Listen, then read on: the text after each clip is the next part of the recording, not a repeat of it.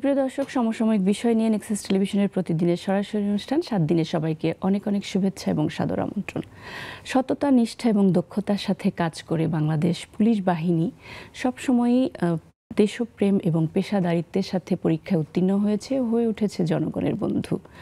তাদের এই যখনই মানুষ কখনো বিপদে পড়েছে, তারা সবসময় কিন্তু পুলিশের কাছেই আশ্রয় খুঁজেছে। কিন্তু গত জুলাই বিপ্লবের ছাত্র বিক্ষোভে পুলিশের মারমুখী আচরণের কারণে তারা আস্থা হারিয়েছে এবং ৫ আগস্ট সরকার পতনের পর এখনও পুলিশ তাদের কাজে যোগ দেয়নি, আবার অনেকে পালিয়ে গেছেন। এরকম অবস্থায় দেশে ছিনতাই, চুরি এবং নানা ধরনের অপরাধ বেড়ে গেছে। আমরা থানার কার্যক্রম দেখতে পাচ্ছি যে শুরু হলেও পুলিশের এখনও তাদের মানুষের নিরাপত্তার জায়গাটা এখনও নিশ্চিত হয়নি এবং রাস্তাঘাটে ট্রাফিক ব্যবস্থা পুরোপুরি নিয়ন্ত্রণে আসেনি। এসব নানা দিক বিবেচনায় পুলিশের কর্মকাণ্ড এবং জনগণের নিরাপত্তা আস্থার জায়গায় পুলিশের ভূমিকা নিয়ে আমাদের আজকের আলোচনা।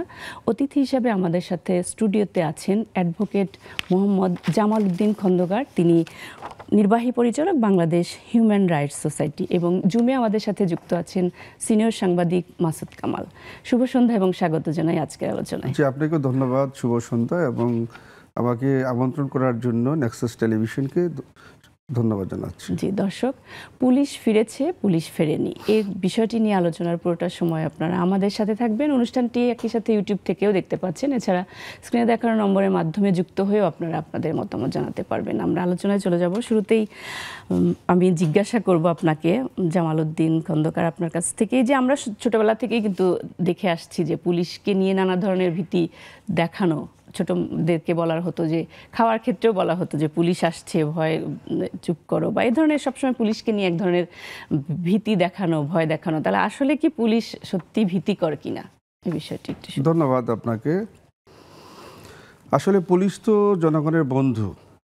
তো এখন আজকের যে পরিস্থিতি, যে 5ই জুলাইয়ের পর থেকে যে 5ই আগস্টের পর থেকে যে পরিস্থিতি, সেই পরিস্থিতির প্রেক্ষাপটে আমরা আজকে কথা বলছি। তো আমি প্রথমে যে কথা বলবো, আমি একজন আইনের মানুষ। সেটা হচ্ছে যে সবসময় একটা কথা বলি, যদি শাসক যদি ন্যায়পরায়ণ হয় তাহলে পুলিশ হয় রাষ্ট্রের রক্ষক, আর যদি শাসক যদি দুর্নীতিপরায়ণ হয় তখন এই পুলিশ হয়ে যায় আপনার নিরর্থক এবং রাষ্ট্রের জন্য ক্ষতিকর। তো আসলে আমি পুলিশকে আজকে যে অবস্থান, আপনি বলছেন যে একটা সময় আমরা বলতাম যে পাড়া কি কুকা ঘুমালো, পাড়া জোড়ালো, বর্গি এলো দেশে, বুলবুলিতে দান খেয়েছে, খাজনা দিব কিসে। তো এখন আপনি যেটা বললেন যে আসলে এখন সে বর্গিটা নাই, কিন্তু পুলিশকে নিয়ে এই ভীতির সঞ্চার হয়েছে। কারণ কি, যে এই পুলিশ বাহিনী তাদের যে প্রশাসনিক যে কাঠামো, অবকাঠামো, সেটা কিন্তু আসলে পুলিশ বাহিনী, আমি বলবো না যে পুলিশ বাহিনী তার নিজেরাই ধ্বংস করেছে। আমরা দেখব যে উপমহাদেশে বা পুলিশ বাহিনীর যে আইনশৃঙ্খলা বাহিনী যখন তৈরি হয়, সৃষ্টি হয়, এরপর থেকেই কিন্তু এই পুলিশ বাহিনীকে আপনার রাষ্ট্রের কাজে যতটা ব্যবহার করা হয়েছে তার চেয়ে বেশি ব্যবহার করা হয়েছে রাজনৈতিক কাজে।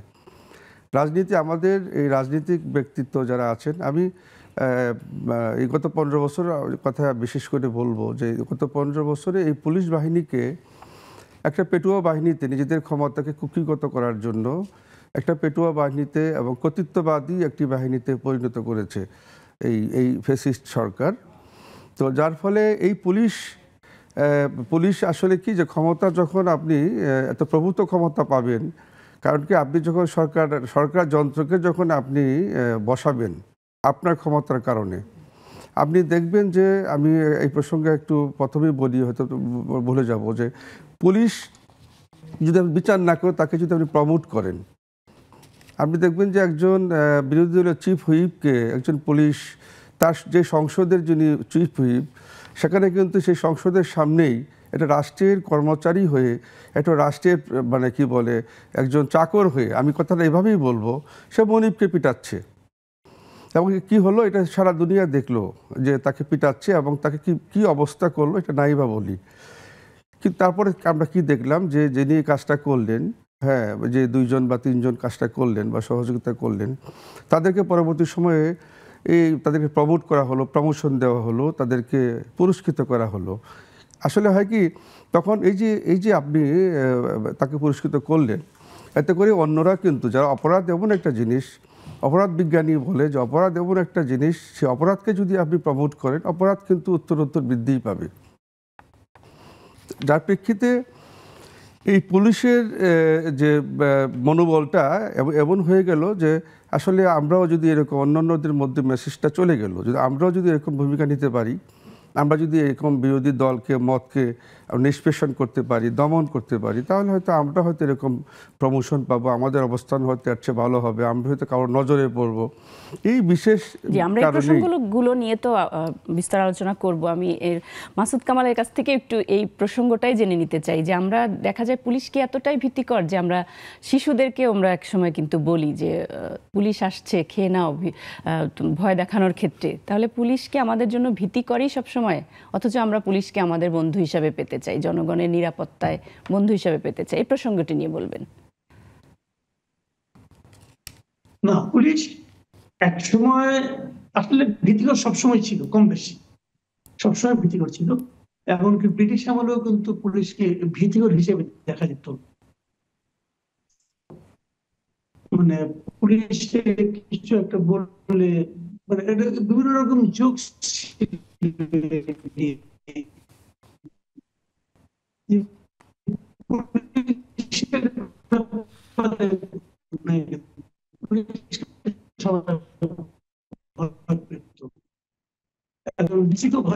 পুলিশকে তাৎক্ষণিক একটা সাধারণ আঘাত করতে পারে, এগুলো ওই সময় ছিল, বেশি গুরুত্ব দেয়, সেই কারণেই তখন এই ভিত্তিটা ছিল।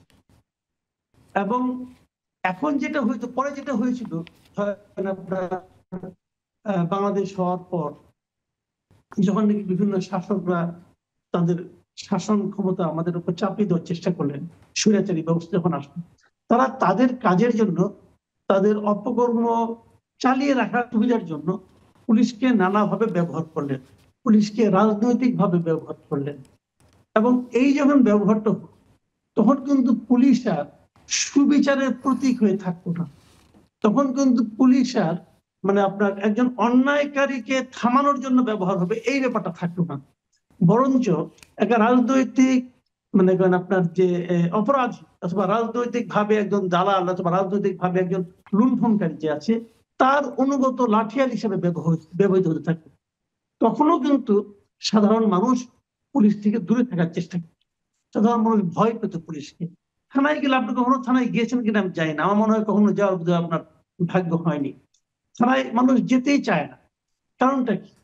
থানায় গেলেই ভাই ওই যে বলে না যে পুলিশের চুলে নাকি 18 খাওয়া হয়ে যেত, মানে ওখানে গেলে এই সমস্যা ওই সমস্যা। আমি আপনাকে এই সময় থেকে আমি আপনাকে একটা ব্যক্তিগত অভিজ্ঞতার কথা বলি। বছর কয়েক আগের, আমার ছোট ভাই, তার বাসার কাজের একটা মেয়ে ছিল, তো বাসায় কাজ করতো, হেল্পিং হ্যান্ড ছিল, ও ফুল টাইম থাকতো এই বাসায়, গ্রামের থেকে নিয়ে এসছে। ওই মেয়েটার বয়স ছিল 11-12 হবে। সে মেয়েটা হঠাৎ করে বাসা থেকে চলে গেল। ওরা একটা মহা চিন্তায় পড়ে গেল, কি করবি? তারপর আমাকে ফোন করলো যে কি করা যায়। আমি বললাম যে তোমরা পুলিশের কাছে যাও। এবং আমি একটা মাইকিং করতে বললাম, মাইকিং টাইকিং করলো, উত্তরায় থাকতো। পুলিশের কাছে গেল। পুলিশ তো প্রথমেই মানে আমার ছোট ভাইয়ের দিকে চোখ সরু করে তাকালো, ঘটনা কি, নানা রকম প্রশ্ন, এবং এর মধ্যে অনেক প্রশ্ন অপমানজনক ছিল। পুলিশ বাসায় আসলো, এসে আশেপাশে বাসায় জিজ্ঞাসা করলো এরা বাচ্চাকে মারে কি মারে না, অত্যাচার করে কিনা, টর্চার করে কিনা, গৃহকর্তা কেমন, কোন একটা ঝামেলা আছে, এরকম অনেক কথা কিন্তু বললো। বলার পর তারপর উল্টো আমার ভাইয়ের ফ্যামিলি ওদেরকে বলা শুরু করলো যে এই সমস্ত বাচ্চাদেরকে অনেকে পাচার করে দেয়, মানে ওরা একদম নাজেহাল অবস্থা হয়ে গেল। ইন্টারেস্টিং হলো, ওই মেয়েটার সন্ধ্যার দিকে আবার ফেরত আসলো। সে কোথায় গিয়েছিল, পথ হারিয়ে ফেলেছিল, কি যেন বললো। তো আমি বললাম তাহলে একটা পুলিশকে জানিয়ে রাখো যে তোমরা যেহেতু পেয়ে গেছো মেয়েটাকে। তো পুলিশকে জানাতে গেল, আরেক ঝামেলা করলো।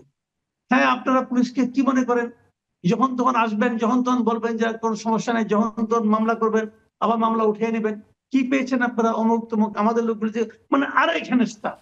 এখন আপনি আমাকে বলেন, একটা সাধারণ গৃহস্থের জন্য এরকম ঘটনা ঘটলে সে কি করবে?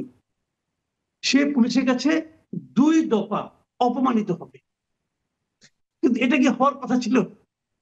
আমি কিন্তু একটা সাধারণ ঘটনা দিলাম, কোনো ঘটনাই না, আবার অনেক ঘটনা। আপনি এটাকে কিভাবে হ্যান্ডেল করবেন? এটা আমাদের পুলিশের কাছে গেলে পরে অতি সাধারণ একটা দৃশ্য।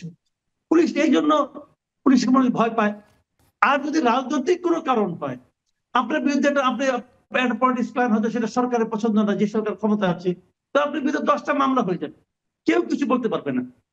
আবার আপনি যখন আপনার প্রতিদ্বন্দ্বীর বিরুদ্ধে মামলা করতে যাবেন, আপনার মামলা কেউ নেবে না, পুলিশ গা করবে না, আবার উল্টো আপনাকে শাসাবে। এটা কি আমরা দেখি নাই? দেখেছি। 2018 সালে কি আমরা দেখি নাই যে ভোটের সময় ভোটের কাজে পুলিশকে ব্যবহার করার যে প্রবণতাটা ছিল ওই সরকারে? অনেক ঘটনা। একটা জিনিস কি জানেন, এগুলো কিন্তু গোপন থাকে না। ধরেন আপনি খোঁজেন, আপনার আত্মীয়র মধ্যেও 10 জন পুলিশ আছে, কিন্তু দেশটা তো ভাই ছোট।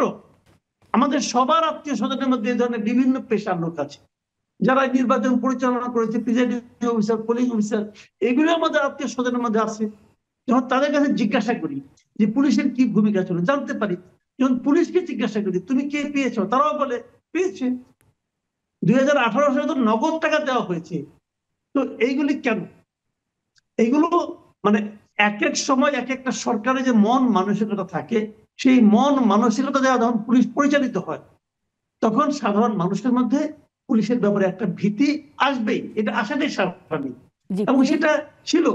পুলিশের দলীয়করণ নিয়ে আমরা একটু পরে শুনবো। আমাদের কাছে যেহেতু আইনজীবী আছেন, ওনার কাছ থেকে আমরা একটু শুনে নিই। আপনি যে প্রসঙ্গগুলো বলছিলেন জনগণের ভোগান্তি, সেই বিষয়ে আসলে একটু শুনি জামালউদ্দিন খন্দকার। আসলে এখানে যে বিষয় আমাদের মাসুদ কামাল ভাই বললেন, আমি অনেকাংশেই এটাকে আমি সাপোর্ট করছি, অ্যাডপ্ট করি। আমি বলছি যে পুলিশের প্রতি আসলে আমাদের অনাস্থার জায়গাটা দিনে দিনেই বাড়ছে, এবং চূড়ান্ত পর্যায়ে, এখন বর্তমানে চূড়ান্ত পর্যায়ে আছে যে পুলিশ এখন আর জনগণের বন্ধুতে নাই, মানে শত্রুতেই পরিণত হয়েছে। মানুষ পুলিশকে দেখলে মানুষ আশ্বস্ত হয় না, মানুষ বড় আতঙ্কিত হয়। আতঙ্কিত হওয়ার পেছনে মানে কারণটা কি? কারণটা হচ্ছে রাজনৈতিকভাবে পুলিশকে দলীয়করণ করা। পুলিশ তো আসলে সেবা দাসে পরিণত হয়েছে। পুলিশের আলাদা কোনো কি বলে কমিশন নেই। পুলিশের যে স্বরাষ্ট্র মন্ত্রণালয়ের আন্ডারে সেহেতু সেই মন্ত্রণালয়ের অধীনে থেকে পুলিশের দ্বারা নিরপেক্ষভাবে কোনো কাজ করা কোনো কালই সম্ভব ছিল না। ব্রিটিশরাও কিন্তু পুলিশকে সন্দেহের চোখে দেখত। ব্রিটিশরাও জানতো যে পুলিশের মিথ্যা বলতে পারে।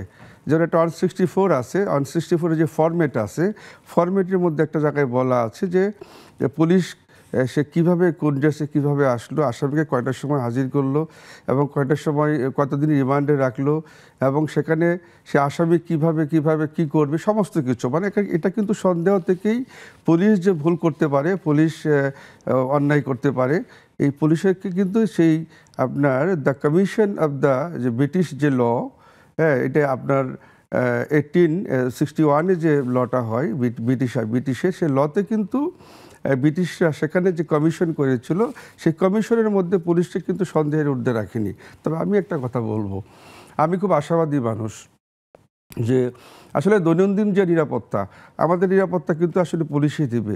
আর্মি ম্যাজিস্ট্রেসি পাওয়ার নিয়ে এসে আমাদের নিরাপত্তা দিতে পারবে না। এখন আমি আমার বন্ধু, যে আমার ব্যক্তিগত বলি, আমার ক্লাসমেট ছিল একজন, আমি নামটা না বলি, সে পুলিশের এএসপি, সে অনেকদিন যাবৎ প্রমোশন পায় না, 15 বছর যাবৎ, এবং তার মেয়ে পরে ব্রাকে ভর্তি করেছে, তার মিসেস, তার টাকা দিতে পারে না, এবং সে তার বাচ্চাকে সে পড়াতে পারছে না, এবং তার পোস্টিং হয়েছে ঢাকার বাইরে একদম পাহাড়ি অঞ্চলে। ঢাকা শহরে যে তার বউ বাচ্চাকে রেখে পড়াবে, একটা বাসায় রাখবে, তাকে এখানে সেটা কিন্তু করতে পারছে না। যে পুলিশের মধ্যেও কিন্তু এখনও সৎ, নিষ্ঠাবান, আদর্শবান অফিসার আছে। যদি না থাকতো তাহলে কিন্তু সবাই দুর্নীতিপরায়ণ হলে কিন্তু আমরা আমাদের ঘর সংসার, বউ বাচ্চা রেখে আমরা অফিস করতে পারতাম না। তস্কররা, ডাকাতরা কিন্তু আমার বউ বাচ্চা, আমার সম্পদ, আমার জায়গা জমি সব কিছু নিয়ে যেত। কিন্তু এখনও পুলিশ, আমি মনে করি যে পুলিশ যে অবস্থানে আছে, এই অবস্থানের জন্য আমি পুলিশকে না, আমি আমার রাষ্ট্রযন্ত্রকে আমি বলবো যে আমার রাষ্ট্রযন্ত্র যদি মানে পুলিশকে কার্যকর করতে চাই, তাহলেই কিন্তু পুলিশ মানে কার্যকর হবে। এই পুলিশের যে আস্থার জায়গাটা আমাদের যে নষ্ট হয়ে গিয়েছে, এটা আসলে আমি বলবো যে একদিনে বা লোগো চেঞ্জ করে বা পোশাক চেঞ্জ করে সম্ভব না। মানুষটা তবে সেই থাকলেন। পুলিশকে এখনও আমি দেখি রাস্তায় পুলিশ কিন্তু চোখের দিকে তাকিয়ে, মানুষের চোখের দিকে তাকিয়ে কথা বলার মতো তাদের নৈতিক মনোবলটা হারিয়ে ফেলেছে। কারণটা কি? এরা এত অন্যায় করেছে, এত অবিচার করেছে, এত ইনজাস্টিস করেছে, যার প্রেক্ষিতে এদের সেই নৈতিক বলটা এখন আর নেই।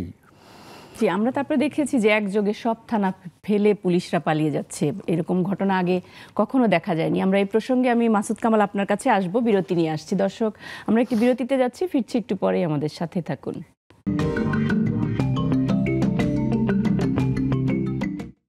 দর্শক, বিরতির পর আরও একবার আমন্ত্রণ। 7 দিনে আমরা পুলিশ ফিরেছে, পুলিশ ফেরেনি, এই বিষয়টি নিয়ে কথা বলছি আমি মাসুদ কামালের কাছে। বিরতির আগে একটি প্রশ্ন রেখে গিয়েছিলাম যে একযোগে পুলিশ থানা ফেলে পালিয়ে গেল, এরকম ঘটনা আসলে এর আগে কখনো বাংলাদেশে দেখা যায়নি। আবার আমরা দেখছি যে কিছুটা আইন শৃঙ্খলা ফিরিয়ে আনার যে চেষ্টা হচ্ছে, লক্ষ্য করছি আমরা, সেটাও কতটা তৎপর হয়েছে?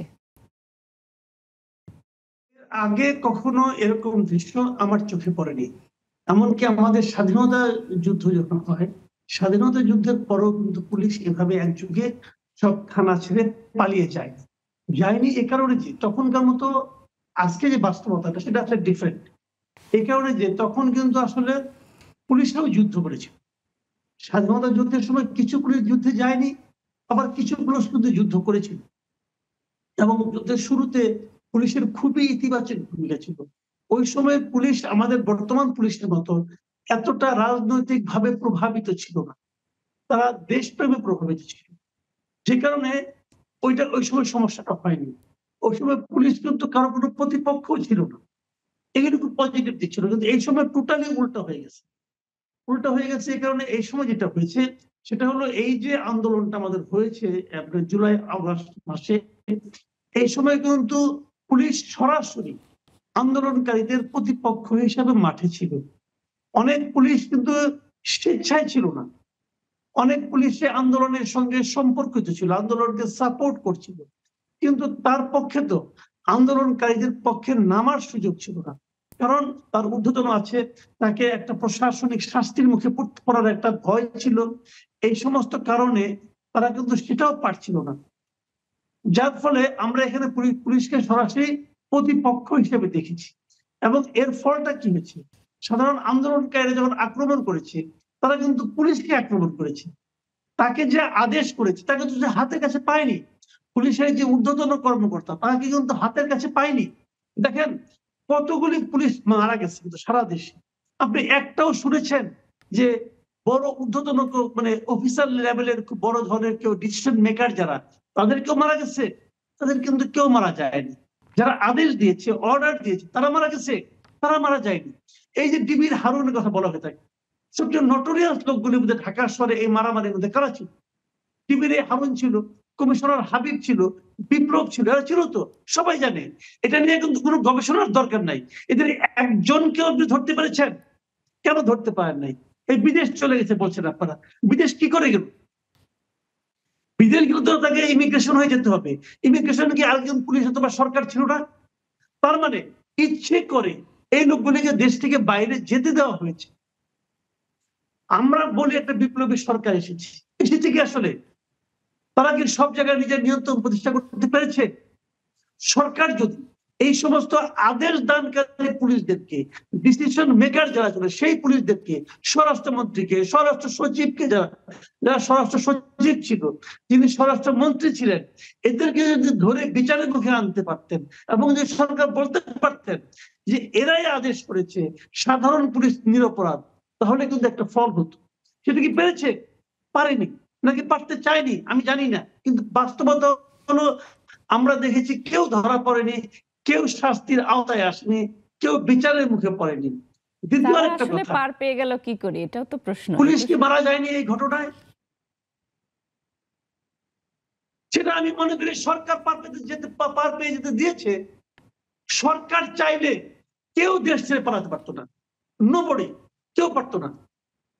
সরকার আন্তরিক ছিল না চাওয়ার ক্ষেত্রে, কিচ্ছু না রে ভাই, কিচ্ছু না। আমি একটা উদাহরণ দিয়ে বলি আপনাকে, সে ইমিগ্রেশন দিয়ে বেরিয়ে গেছে, খোঁজ করলেই তো হয়, একটা খালি কম্পিউটারে চাপ দিতে হবে যে এই লোকটা ইমিগ্রেশন দিয়ে কবে বের হয়ে গেল। যেই দিন বের হয়ে গেল সেই দিন ইমিগ্রেশনের দায়িত্বে কোন অফিসার ছিল অথবা কোন পুলিশ ছিল, কে তার পাসপোর্টের সিলটা মেরেছে, এক্সিট সিলটা কে মেরেছে, তাকে আপনি প্রকাশ্যে নিয়ে আসেন, আইনের শাস্তি দেন, আর একটাও পার হয়ে যেতে পারতো না। কিন্তু আপনি দেননি, বরং যেখানে একটা ব্যবসা হয়েছে, বিপুল অঙ্কের টাকার বিনিময়ে তাদেরকে পার করে দেওয়ার ব্যবসা কারা করেছে? তাদের চিন্তা কোনো কষ্ট, সবাই জানে কারা করেছে, তাদের চেনার কোনো কষ্ট নাই। আমি বললাম তো, এটা ভাই এটা করার জন্য অত বিশাল কোনো গবেষণা করার দরকার নাই, সিম্পল। খালি দেখা যে ওই লোকটার পাসপোর্ট নাম্বার আছে, এই পাসপোর্ট নাম্বারে লোকটা কবে বের হয়ে গেল, খালি এটুকু আপনি খবর নেন। তারপরে দেখা যাবে সিলটা কে ওই সময় ডিউটিতে কে ছিল, তাকে ধরেন, সে বলবে কার আদেশে সে পাওয়ার হয়ে গেছে, কোন স্যার তাকে বলেছে, বলবে কেন বলেছে, ওই স্যারকে ধরেন। এটা একটা মানে 2 ঘন্টার কাজ, পুরো চেনটাকে ধরে নেই কেন? পার হয়ে যেতে দেওয়া হয়েছে। আমাদের দেশ এভাবেই চলে, এবং এই জন্যই তো আমি এই সরকারের সাফল্য নিয়ে হতাশা ব্যক্ত করি, যে আপনারা নতুন সরকার এসেছেন বটে, কিন্তু প্রশাসন সব আগের মতো রয়ে গেছে, পারেন না কিছু করতে। তাহলে এই লোকগুলিকে শাস্তির মুখে আনতেন। আমি আরেকটা কথা বলি, দেখেন এই আন্দোলনে অনেক পুলিশ মারা গেছে, কিন্তু কারা মারা গেছে? ছোট ছোট পুলিশ অফিসার মারা গেছে, অথবা কনস্টেবল মারা গেছে। আচ্ছা, এইগুলি মৃত্যু না? আপনি আমাকে বলেন তো ভাই, এই লোকগুলিকে আপনি ভিলেন মারাবেন কেন? এই মৃত্যু কি মৃত্যু না? যারা তাদেরকে আদেশ করেছিল তারাই তো তাদেরকে, পুলিশকে তাদের এই আন্দোলনকারীদের সামনে নিয়ে আসতো। এই এতগুলি পুলিশ যে মারা গেল, একটা পুলিশের মৃত্যুকে কেন্দ্র করে কোনো হত্যা মামলা হয়েছে? কেন হয় নাই? মামলাটা হতো। তো আপনি তো পুলিশকে প্রতিপক্ষ বানিয়েই রেখেছেন, পুলিশকে আপনি অপমান করছেন, পুলিশকে আপনি, তার জীবন, এখনো পুলিশের কোনো মামলা নিতে ভয় পায় কেন? তারা জানে যে কোনো সময় মিছিল এসে তাদেরকে যে যা কিছু করতে পারে, কারণ আপনি স্টুডেন্টদেরকে মাথায় তুলে দিয়েছেন, তারা এখন যা ইচ্ছা তা করতে পারে, করলে কেউ কিছু বলতে পারবে না। কালকে যাই যে বলে তুমি পদত্যাগ করো, সে কাঁপতে কাঁপতে পদত্যাগ করবে। আইন শৃঙ্খলা রাখছেন আপনি? কিছু রাখেন নাই তোর ভাই। তারপর আপনি আশা করতেছেন পুলিশ সক্রিয় হবে। কি কারণে সক্রিয় হবে? পুলিশের মনোবল বলতে কিছু আছে? রেখেছেন আপনার অবশিষ্ট? আপনি যদি মনে করেন যে এই চলবে না, তাহলে বিদায় করে দেন। আপনি দারুণভাবে বিশ্লেষণ করলেন কথাগুলো। আমি জামাল উদ্দিন আপনার কাছ থেকে একটু শুনবো, যে এই যে আমরা দেখছি যে পুলিশ এখন কিছুটা ফিরছে কাজে, কিন্তু আমরা সেই আগের মতো তৎপরতা দেখতে পাচ্ছি না, এই প্রসঙ্গে একটু। এ প্রসঙ্গে আসলে হয় কি যে 5ই আগস্টের পরে আপনি প্রায় 400 থেকে 500 থানার অবকাঠামো মানে ধ্বংস হয়ে গিয়েছে। মানুষ দেখবেন যে গণভবনে যেমন আক্রমণ করেছে, মানুষের রুশানলে পরে গণভবনে গিয়েছে মানুষ, বিভিন্ন এই যে একটা দল, যে ফ্যাসিস্টটা দল ছিল, সে দলের অফিস যেভাবে আগুন দিয়েছে, এই পুলিশের থানাগুলিকেও মনে করেছে এটা দলীয় একটা কার্যালয়। আসলে বস্তুত সেটাই, সেভাবেই কাজ করেছে থানাগুলো এটা দলীয় কার্যালয়ের মতোই। এই যে মাসুদ কামাল ভাই বললেন যে একটা সামান্য একটা কাজের মেয়ে চলে গেছে, একটা জিডি করতে গিয়ে কত হেনস্থার শিকার হলেন।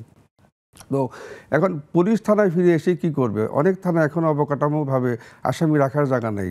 আর যে জায়গায় আসামি রাখবে সেই জায়গাটা কিন্তু আগুনে পুড়ে বা ধ্বংস করে দেওয়া হয়েছে। এখন আপনি পুলিশ অভিযানে যেতে পারছে না। পুলিশ অভিযানে যেতে হলে মানে ওরা ভয় পাচ্ছে, অভিযানে যেতে হলে আর্মিকে ডাকতে হচ্ছে, তলব করতে হচ্ছে, আর্মির প্রোটেকশন নিয়ে পুলিশ যাচ্ছে। তাহলে এইভাবে তো মানে আর্মি প্রোটেকশন দিয়ে তো পুলিশ চালানো যাবে না। এখন আপনাকেই যদি আমার মানে সেফটি দিতে হয়, তাহলে তো আসলে এই পুলিশ দিয়ে আমাদের কি হবে? সবচেয়ে বড় কথা হচ্ছে যে আমরা শুধু পুলিশকে দোষারোপ করবো কেন? আমরা এই প্রথমত যে মাসুদ কামাল যেটা বলছিলেন, তারাও তো, পুলিশও তো নিহত হয়েছে, তাদের হ্যাঁ পুলিশের মামলা হয়েছে, হয়তো মাসুদ কামাল ভাই হয়তো মামলা হয়নি তা না, পুলিশের আত্মীয় স্বজনের পক্ষ থেকে কিন্তু ইতিমধ্যে একাধিক মামলা হয়েছে। আমরা যেমন আপনার প্রায় কতজন 88 জন পুলিশের নামে কিন্তু হত্যা মামলা হয়েছে, আর 23টি মামলার মধ্যে পুলিশের পক্ষ থেকেও হয়েছে। পুলিশ নিহত হয়েছে, পুলিশ সদর দপ্তরের যে তথ্য মতে 443 জন পুলিশ নিহত হয়েছে। এবং আপনার ছাত্র জনতা, আমাদের যে কি বলে ছাত্র বৈষম্য আন্দোলনে সব মিলিয়ে মানে সহস্রাধিক 1000-এর উপরে শহীদ হয়েছেন। তো সেই 1000-এর উপরে যাদের শহীদ হয়েছে তাদের পরিসংখ্যান এবং পুলিশের পরিসংখ্যান যদি আমরা একসঙ্গে যোগ করি, তাহলে প্রায় 1500-র মতো হয়ে যায়। 443 যদি ধরি, আরও নাম জানা অনেক অখ্যাত অনেক মানুষ, অনেক জায়গায় নিরীহ মানুষ যারা আন্দোলনমুখী না, তারাও কিন্তু মারা গিয়েছে। এই যে একটা ম্যাসাকারের মধ্যে একটা সরকার যখন পালিয়ে গেল, তখনই আক্রোশটা পুলিশের উপরে পড়লো। কেন? আপনি দেখেন সব মানে পুলিশের উপর প্রত্যেক থানায় কিন্তু লুট হলো, এবং আপনি জানেন 800 আগ্নেয়াস্ত্র এবং আপনার প্রায় 2 লাখ বা 3 লাখের মতো গোলা বারুদ চুরি হয়ে গেল। এবং এই যে 800 আগ্নেয়াস্ত্র এবং রাইফেল বন্দুক থানা থেকে লুট হলো, এগুলো কিন্তু এখনও রিকভারি হয়নি, উদ্ধার হয়নি। তো এখন যে পুলিশ আপনার জনগণের মুখোমুখি দাঁড় করিয়ে দিয়েছে কে? সরকার দিয়েছে। এবং পুলিশকে আপনি ক্ষমতা দিয়েছেন এবং পুলিশের কোনো জবাবদিহিতা ছিল না। আপনি দেখবেন, আমি এমনও দেখেছি ওসি এসপিকে মানছে না। পুলিশ কিন্তু চেইন অফ কমান্ড। আপনি এখন যে এই মুহূর্তে দাবি উঠছে যে পুলিশকে কিভাবে আরও বেশি শক্তিশালী করা যায়, এটা কিন্তু আপনার তত্ত্বাবধায়ক 2007-এ বোধহয় এরকম একটা প্রজ্ঞাপন হয়েছিল। পুলিশের যে অধ্যাদেশ, এটা পরিবর্তন করার জন্য ওনারা একটা খসড়া করেছিলেন।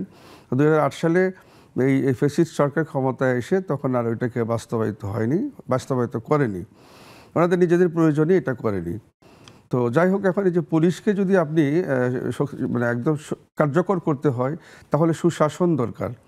সুশাসন করতে হলে কি দরকার, এবং তাদেরকে দলীয়করণ থেকে আসলে মুক্ত আপনি করতে হবে। আমি কিভাবে করবেন এটা প্রক্রিয়ার মাধ্যমে করতে দর্শক হবে। বিরতিতে যাচ্ছি, আবারও ফিরে আসছি একটু পরেই, সাথে থাকুন।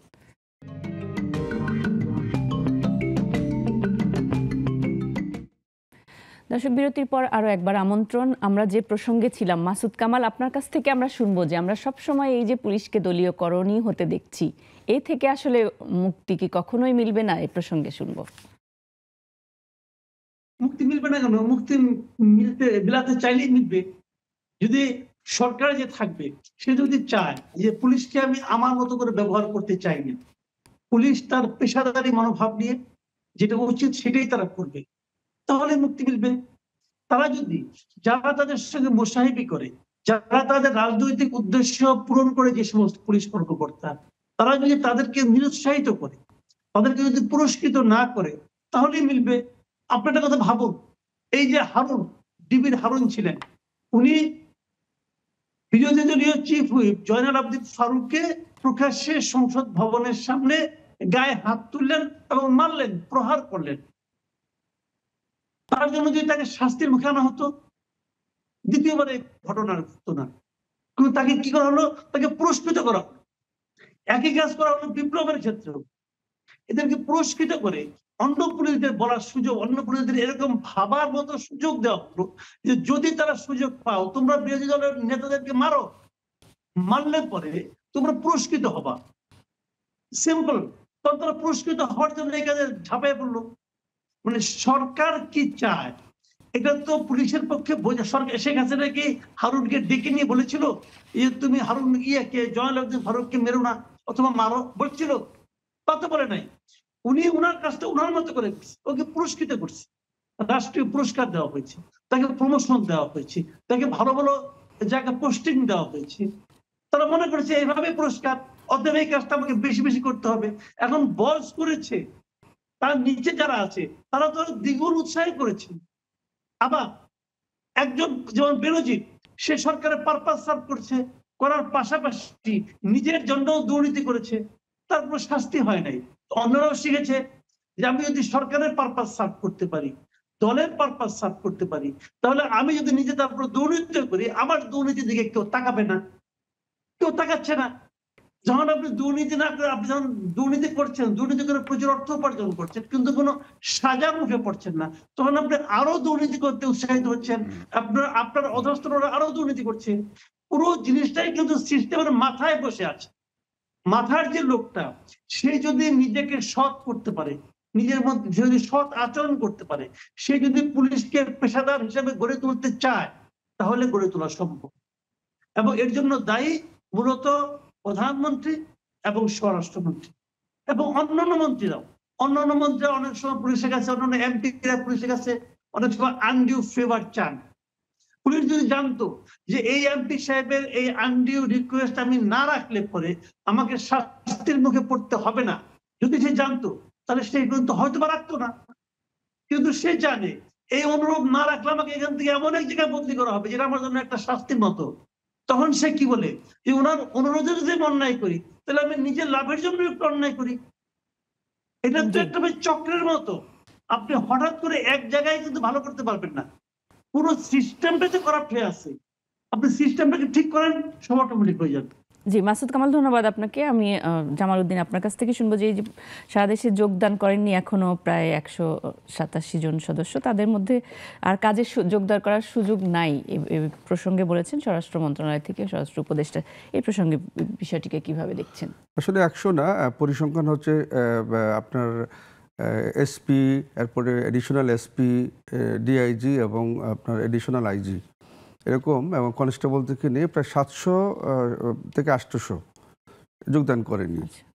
এখন এখানে অনেক কনস্টেবল আপনি দেখবেন যোগদান করেননি। এই কারণে আমি বলছি না যে এটা গতকালকে বা এর আগের দিন যুদ্ধাপরাধী ট্রাইব্যুনালের যিনি চিফ প্রসিকিউটর তাজুল ইসলাম সাহেব বলছিলেন, ইত্তেফাক পত্রিকাও কিন্তু নিউজ করেছে এই বিষয়ে, যে অনেক পুলিশ ছিল যে যেমন যাত্রাবাড়িতে, এবং আপনি দেখবেন যে মাওনা চৌরাস্তায় এরকম অনেক পুলিশ ছিল যারা হিন্দিতে কথা বলেছে, হ্যাঁ, যারা হিন্দিতে কথা বলেছে। এবং আমাদের বাংলাদেশি ভাষাভাষী মানুষ যেহেতু ইন্ডিয়ান চ্যানেল দেখে, ওরা কিন্তু হিন্দি ভাষা কিছুটা বোঝে, হ্যাঁ, তারা হিন্দি, এরা ডিস্ট্রাকটিভ ছিল, যে আমাদের পুলিশের চেয়েও এরা বেশি অ্যাক্টিভ ছিল, এবং এরা কিন্তু সাংঘাতিকভাবে গুলি করেছে। তো আমরা সোশ্যাল মিডিয়াতে দেখেছি যে এই পুলিশগুলি কিন্তু বিমানবন্দরের ভিতর দিয়ে দৌড়ে দৌড়ে পালাচ্ছিল। তা আসলে এই যে পুলিশের এই যে পালানোর যে ভূমিকা আমরা দেখেছি সামাজিক যোগাযোগ মাধ্যমে, বিভিন্ন ইউটিউব চ্যানেলে আমরা দেখেছি। তো এই যে পুলিশ, ওরা তো আসলে আমাদের দেশীয় পুলিশ ছিল না, ভিনদেশি পুলিশ ছিল। তো এটা অত্যন্ত দুর্ভাগ্যের, অ্যালার্মিং একটা বিষয় যে আমরা বিদেশি পুলিশ দিয়ে আমরা এই দেশে আমরা কি করতে চাচ্ছি। এবং আপনি জানেন যে বাংলাদেশে আপনি, এটা কিন্তু আমার কথা না, এটা ইন্ডিয়ান চ্যানেলে ইন্ডিয়ান একজন গুরুত্বপূর্ণ রাজনৈতিক ব্যক্তিত্ব বলেছে, প্রায় 20 লাখ লোক বাংলাদেশের জব করছে, 20 লাখ লোক ইন্ডিয়ান লোক।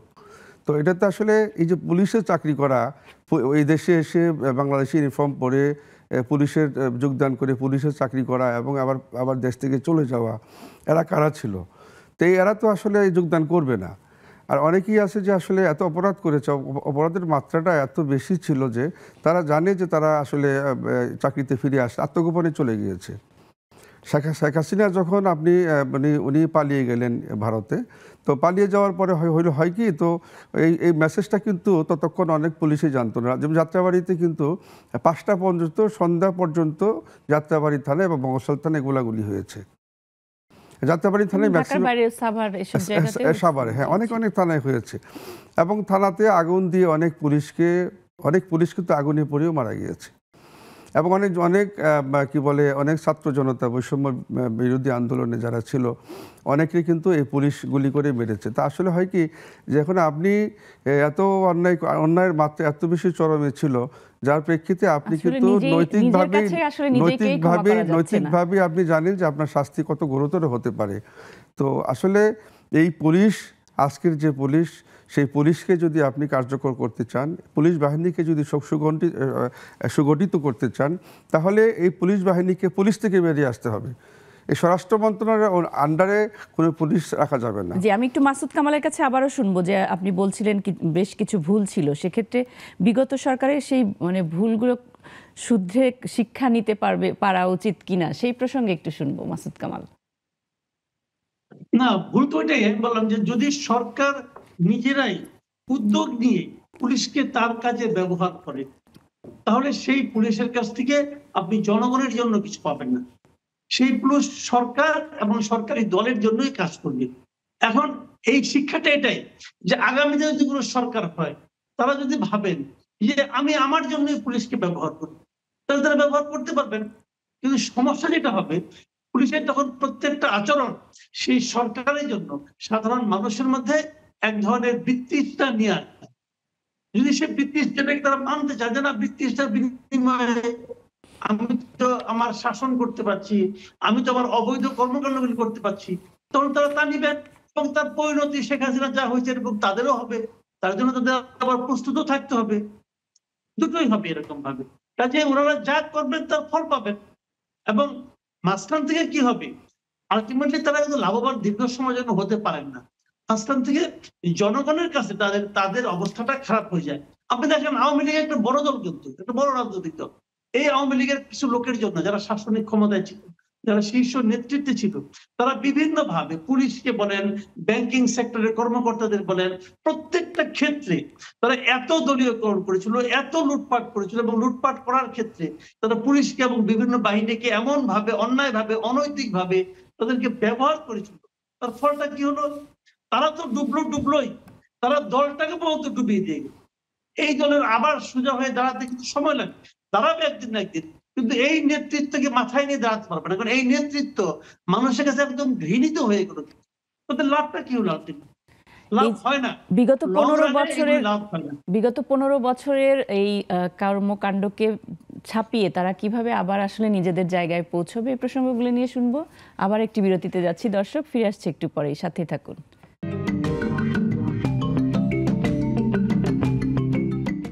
দর্শক, বিরতির পর আবারও আমন্ত্রণ। আমরা শেষ পর্যায়ে চলে এসেছি। জামাল উদ্দিন খন্দকার, আপনার কাছ থেকে শুনবো যে এই যে আমরা 15 বছরের পুলিশের যে দুর্নাম আমরা মানে আলোচনা করছি এতক্ষণ ধরে, সেই জায়গাটা ঘুচিয়ে তাদেরকে আস্থার জায়গায় ফিরতে হলে তাদের চ্যালেঞ্জগুলো কি কি হবে? অনেক চ্যালেঞ্জ এখানে আছে। আসলে ইতিমধ্যে এই পুলিশের আস্থার জায়গাটা ফিরিয়ে আনার জন্য কাজ চলছে। আমরা এনটিএম সরকার বিভিন্ন পর্যায়ে কাজ করছে, এবং জাপানের যে পুলিশের যে আদলে অনুকরণে আমাদের দেশে পুলিশের একটি কমিশন গঠনের চিন্তাভাবনা চলছে, এবং এটা খসড়া ইতিমধ্যে জমা দিয়েছে। এবং আপনার এর জন্য সফররাজ চৌধুরীকে প্রধান করে এটা কমিশনে একটা খসড়া জমা হয়েছে। আপনার এই কমিশনে কারা কারা থাকবে, কারা কারা কাজ করবে, সেখানে কিন্তু সে নীতিমালা দেওয়া আছে।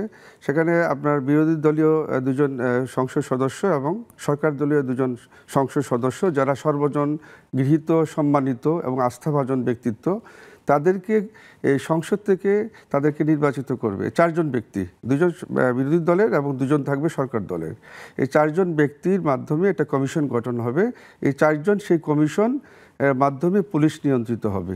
সেখানে স্বরাষ্ট্র মন্ত্রণালয়ের যিনি থাকবেন প্রধান স্বরাষ্ট্রমন্ত্রী, উনি সদস্য হিসাবে এখানে থাকবেন, এবং আপনার বিরোধী দলের নেত্রীও এটার সদস্য থাকবেন, এবং যিনি রাষ্ট্র চালাবেন প্রধানমন্ত্রী সেটার সদস্য থাকবেন।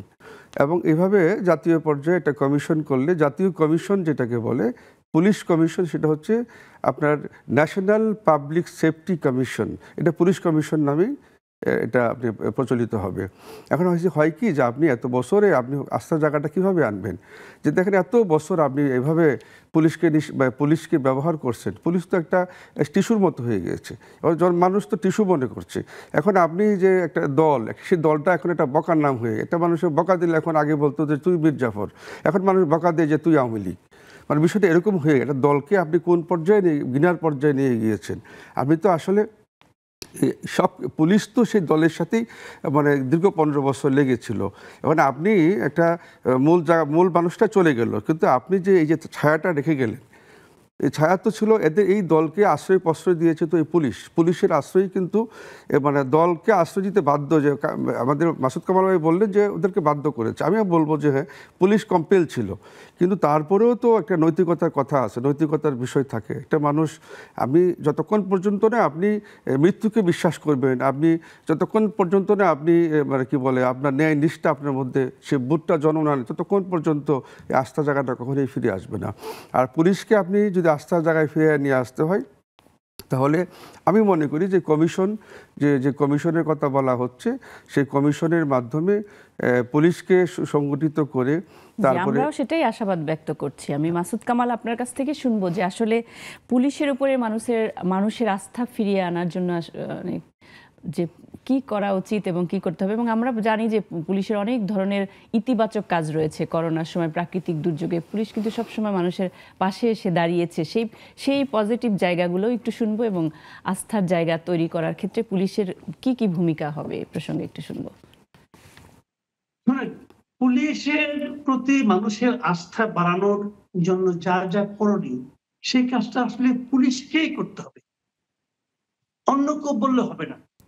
সরকার প্রধান ইউনূস সাহেব বলে দিলেন যে হে মানুষ, আপনারা পুলিশের উপর আস্থা রাখুন, তাই মানুষ রাখবে না। একজন মানুষকে পুলিশের কাছে যে এমন ব্যবহার পেতে হবে যাতে নাকি সে বাড়িতে এসে অন্যদেরকে বলে যে তুমি বিপদে পড়েছ, তুমি সাহায্যের জন্য পুলিশের কাছে যাও, পুলিশ তোমাকে বিপদ থেকে রক্ষা করবে। এটা মানুষ কখন বলবে? যখন পুলিশ আসলেই মানুষের সঙ্গে ভালো ব্যবহার করবে। এটা অন্য কারো কথায় হবে না। আপনি আমাকে পছন্দ করবেন কি করবেন না, এটা নির্ভর করবে আপনার সঙ্গে আমি কি আচরণ করব তার উপর। এটা একদম বেসিক কথা ভাই। এখানে অন্য অন্য আমি হাজারো অজুহাত দিতে পারি। আপনি আমার কাছে আসলেন, আপনার সঙ্গে আমি দুর্ব্যবহার করলাম, পরে আমি বললাম যে উনি যখন আমার কাছে এসেছিল তার আগে তো আমাকে একদম ধমক দিয়েছিল আমার ঊর্ধ্বতন, এই জন্য আমার মেজাজটা খারাপ ছিল, এই জন্য আমি ওনার সঙ্গে ভালো ব্যবহার করতে পারি নাই। আমি ওর ব্যাখ্যা দিলাম, আমার ব্যাখ্যা হয়তো আমার ঊর্ধ্বতন গ্রহণ করলো। আপনি কি গ্রহণ করবেন? আপনি গ্রহণ করবেন না, কারণ আপনি তো আমার কাছ থেকে দুর্ব্যবহার পেয়ে গিয়েছেন। পেয়ে যে আপনি 10 জনকে বলবেন যে এই লোকটা এরকম দুর্ব্যবহার করে, আপনি কিন্তু বিনা পয়সায় আমার প্রচার করবেন। আর যদি আপনাকে আমার সঙ্গে ভালো ব্যবহার করি, আপনি দেখতেছেন যে আমি এক্সস্টেড আছি, আপনি দেখতেছেন আমার উপর অন্যরকম চাপ আছে, আপনি দেখতেছেন আমি মেন্টালি ডিস্টার্ব, তবুও আপনি দেখতেছেন যে আমি আপনার সঙ্গে ভালো ব্যবহার করার চেষ্টা করছি, হয়তো পারছি না কিন্তু চেষ্টা করছি। এটাও কিন্তু বোঝার মতো ক্ষমতা আপনার আছে। যখন আপনি বুঝবেন যে লোকটা ভালো করার চেষ্টা করছি, তখন আপনি 5 জনকে যে বলবেন হ্যাঁ ওই লোকের কাছে যাও, সে ব্যবহারটা অন্তত ভালো করে, কিছু করতে পারুক আর না করুক, তোমাকে হেল্প হয়তো করতে পারবে না তার সীমাবদ্ধতার কারণে, কিন্তু উনি আপনার কথাটা মন দিয়ে শুনবে। একটা বিপদগ্রস্ত মানুষের কথা মন দিয়ে শুনলে পরে ওইটাই তো যথেষ্ট রে ভাই। শুনেন, মানুষ বিপদে পড়লে 3 শ্রেণীর মানুষের কাছে যায়। এই 3 শ্রেণী কে কে আমি বলি আপনাকে। 1 নম্বর হলো ডাক্তার, অসুস্থ হলে ডাক্তারের কাছে যায়। ডাক্তারের কাছে যে ওষুধ কি পায় না পায় সেটা অন্য লাভ, তার আগে প্রথম তারা পেতে চায় তার কাছ থেকে একটা সিম্পেথি পেতে চায়, চায় যে ডাক্তার সাহেব আমার কথাটা মন দিয়ে শুনুন। আর যায় কার কাছে? আর যায় পুলিশের কাছে। যখন একজন বিপদে পড়ে যায়, সে প্রতিকার করার জন্য প্রথমে পুলিশের কাছে যায়, যে বলে ভাই আপনি আমার একটু উপকার করেন। যদি সে মন দিয়ে তার কথাটা শুনে একটা সৎ পরামর্শ দেয়, এটাও তার জন্য অনেক। আর যায় কার কাছে? আর যায় আইনজীবীর কাছে। আমাদের এখানে আইনজীবী একজন আছেন, যায় আইনজীবীর কাছে, বলে আমি তো অমুক অমুক জায়গায় গেলাম, কোনো প্রতিকার পেলাম না, আপনি আমাকে হেল্প করেন। আরো একটা পেশার কাছে যায়, সেটাও বললি আপনার কাছে। যখন কারো কাছে যায় কিছু না পায়, তখন যায় সাংবাদিকের কাছে, ভাই আপনি আমি তো কিছু পাইলাম না, আপনি আমার আমার ব্যাপারে একটা রিপোর্ট করে দেন, ওই লোকগুলিকে এক্সপোজ করে দেন। এটা চার। এই 4 শ্রেণীর লোকের কাছে যেহেতু যায়, এই 4 শ্রেণীর লোকের কাছে মানুষের উপকার করার ক্ষমতা আছে, মানুষের ক্ষতি করার ক্ষমতাও অন্য কোনো পেশার চেয়ে বেশি আছে। কাজে এই ধরনের পেশায় যখন কেউ থাকবে, তাকে খুবই সেন্সিটিভ হইতে হবে। তাকে চিন্তা করতে হবে যে আমার একটা কথায় আমার কাছে যে এসেছে তার হৃদয় ভেঙেও যেতে পারে, অথবা সে খুশি হয়েও যেতে পারে। যখন না করবেন তখন এই ধরনের ঘটনা ঘটবে। কাজে পুলিশের ভাবমূর্তি পুলিশকে রক্ষা করতে হবে, অন্য কেউ করে দিতে পারবে না। জি, অনেক ধন্যবাদ। আমি জামালউদ্দিন খন্দকার, আপনি ছোট করে বলবেন যে পুলিশের কাছে আপনার কি প্রত্যাশা এবং জনগণের প্রত্যাশার জায়গাটা সম্পর্কে বলুন। আমার প্রত্যাশা আসলে পুলিশের কাছে যে পুলিশ মানে সবাইকেই সমান চোখে দেখবে। আপনি একজন রিক্সাওয়ালা, তাকেও সম্মান দিয়ে কথা বলবে। একজন রিক্সাওয়ালাকেও তার সাথে তুচ্ছ তাচ্ছিল্য ব্যবহার করতে পারবে না, তাকেও অত্যন্ত সম্মানের সাথে তার সাথে কথা বলতে হবে। একজন শিল্পপতিকে যে সম্মান দেওয়া যাবে তারা দেয়, তার চেয়েও বেশি সম্মান রিক্সাওয়ালাকে দিতে হবে। কারণ হচ্ছে সে একজন দিনমজুর মানুষ, সে খেটে খাওয়া মানুষ। তো সেটাই হচ্ছে বিষয়। আস্থার জায়গাটা, আস্থা তো পুলিশের উপর ছিলই। মানুষ এক সময় বলতো যে কি বলে মাছের রাজা ইলিশ, আর কি বলে ইয়ার রাজা হচ্ছে পুলিশ। তো পুলিশকে মানুষ কিন্তু একসময় খুব মূল্যায়ন করতো। পুলিশের চাকরি পাত্রীপক্ষ, তো পুলিশ শুনলে যে কনস্টেবলই হোক আর অফিসারই হোক, মানে পাত্রীপক্ষের লোকজন খুব সাংঘাতিকভাবেই করতো যে এখানে অনেক কিছুই পাওয়া যাবে। তো সে কারণে আস্থার জায়গাটা, সেই জায়গাটা কিন্তু এখন যদি ফেরত পেতে হয়, তাহলে পুলিশকে আগে নিজে সেই অর্জনটা করতে হবে। আপনি রাতারাতি কিন্তু এখন আসলেই পুলিশকে আপনি গ্রহণ করবে না জনগণ। একটা সময় কিন্তু দিতে হবে।